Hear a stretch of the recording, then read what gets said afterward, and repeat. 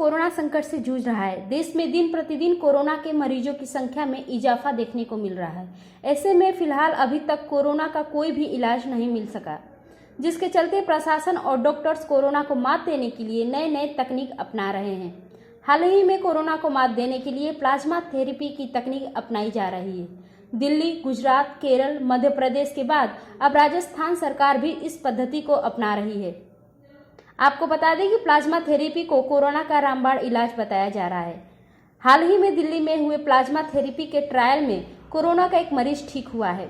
दिल्ली में plasma therapy से corona का मरीज 4 दिन में ही ठीक हुआ है। इस थेरेपी की सफलता से चिकित्सक और दिल्ली सरकार काफी खुश है। दिल्ली के अलावा कई राज्यों में प्लाज्मा थेरेपी अपनाई गई है। हाल ही में अहमदाबाद में स्मृति ठक्कर गुजरात की प्रथम प्लाज्मा डोनर बनी है, जिन्होंने अस्पताल में अपना प्लाज्मा डोनेट किया है।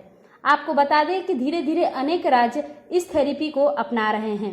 I thank Smriti Thakkar for donating plasma at our center, Department of IHBP, BJ Medical College and Civil Hospital, Ahmedabad. She is the first donor, convalescent donor for plasma therapy in Gujarat, and I congratulate her and her parents also who have permitted her to donate. And I also request the other patients who have been recovered from COVID that they should come forward and donate plasma so that we can save the life of somebody else who is suffering from this. क्या है plasma therapy? Plasma therapy के बारे में सरल भाषा में बात करें तो यह थेरेपी कोरोना संक्रमण से मुक्त हो चुके व्यक्ति के खून से प्लाज्मा निकालकर दूसरे कोरोना वायरस संक्रमित व्यक्ति को चढ़ाया जाता है। मतलब ये कि प्लाज्मा थेरेपी में एंटीबॉडी इस्तेमाल किया जाता है। किसी खास वायरस के खिलाफ शरीर में एंटीबॉडी तभी बनता है जब इंसान उससे पीड़ित हो।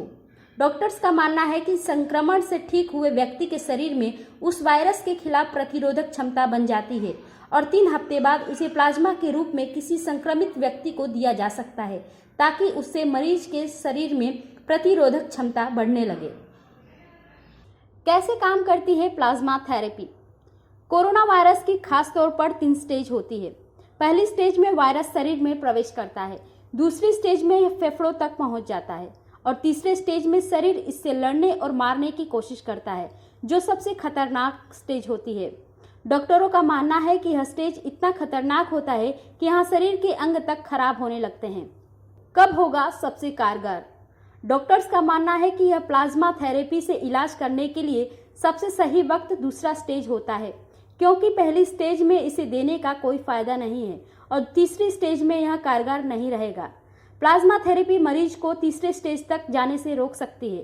कोरोना वायरस के मरीजों पर इसके इस्तेमाल से उनकी हालत में सुधार देखा गया है। प्लाज्मा डोनर को नहीं होगा कोई साइड इफेक्ट। प्लाज्मा थेरेपी को लेकर कई लोगों के मन में शंका है कि इस थेरेपी में प्लाज्मा डोनर को कमजोरी हो सकती है, परंतु लोगों की शंका को दूर करते हुए कई चिकित्सक विशेषज्ञों का मानना है कि प्लाज्मा डोनेट करने से किसी प्रकार का साइड इफेक्ट नहीं होता।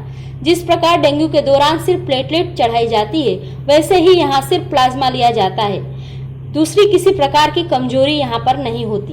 प्लाज्मा 10 दिन के बाद दोबारा भी डोनेट किया जाता है। कितना दे सकते हैं प्लाज्मा? चिकित्सकों के अनुसार एक plasma donor 400 millilitre plasma donate कर सकता है। एक मरीज के इलाज में 200 मिलीलीटर प्लाज्मा पर्याप्त है। इस तरह एक डोनर के प्लाज्मा से 2 मरीजों की जान बचाई जा सकती है। 100 साल पहले उपयोग। माना जा रहा है कि प्लाज्मा थेरेपी ये कोई नया आविष्कार नहीं है। जी हाँ, कोरोना का रामबाण इलाज माना जा रहा प्लाज्मा थेरेपी ये 100 साल पहले से ही मौजूद है। बहुत से चिकित्सक विशेषज्ञों का कहना है कि 100 साल पहले 1918 में स्पेनिश फ्लू की महामारी में प्लाज्मा थेरेपी का उपयोग किया गया था और अब यह थेरेपी का उपयोग कोरोना जैसी महामारी से बचने के लिए किया जाएगा। समग्र भारत के चिकित्सक प्लाज्मा थेरेपी का उपयोग कर कोरोना को मात देने में लगी है। अब देखना ये होगा कि इस खतरनाक कोरोना वायरस को मात देने में प्लाज्मा थेरेपी कितनी सफल साबित होती है। सोनम त्रिपाठी की रिपोर्ट, न्यूज़ 50 समाचार। नमस्कार, आदाब, सत श्री अकाल। मैं पूजा दुआ, ZTV and Z5 reality show Delhi Darling's fame. Friends, मैं आप सभी से ये अपील करती हूँ कि प्लीज़ आप लॉकडाउन का पूरी तरह से पालन कीजिए। और फ्रेंड्स, अगर आप चाहते हैं कि हमारा इंडिया कोरोना जैसी भयंकर बीमारी के तीसरे चरण कम्युनिटी ट्रांसमिशन में ना जाए। तो इसके लिए फ्रेंड्स मैं आप सभी से ये हाथ जोड़कर विनती करती हूँ कि प्लीज प्लीज आप अपने दोनों चरण घर पर ही रखिए और इस भयंकर बीमारी से अपने आप को और अपनों को बचाएं। फ्रेंड्स, जो फ्रंट वॉरियर्स हैं, जो कोरोना के फ्रंट वॉरियर्स हैं, जो कि अपनी जान हथेली पे लेकर हमारे लिए लड़ रहे हैं, हम सभी को उनका सम्मान करना चाहिए।